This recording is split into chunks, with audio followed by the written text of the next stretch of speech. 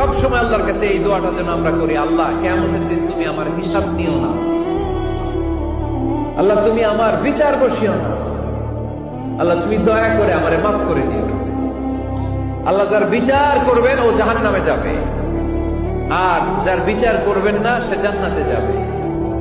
আল্লাহ যদি বিচার করে আর পাই টু পাই হিসাব নেয়, নামাজ পড়লি না কেন, রোজা রাখলি না কেন, মিথ্যা বললি কেন, খাদ্যে ভেজাল দিলি কেন, মাছে ফরমালিন দিলি কেন, যৌতুক খাইলি কেন, ঘুষ খাইলি কেন, উল্টা পাল্টা করলি কেন, জিনা করলি কেন, একটার পর একটা প্রশ্ন বানে যদি সেই ভয়ঙ্কর দিনে আল্লাহ আমাদেরকে জর্জরিত করে, আমাদের কোন উত্তর আছে? সেদিন আমাদের বাঁচার কোন উপায় আছে?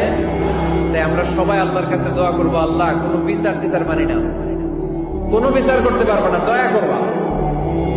কথা কয় না? কি করবে? এবার আওয়াজ করে বলেন, বিচার চান না দয়া চান?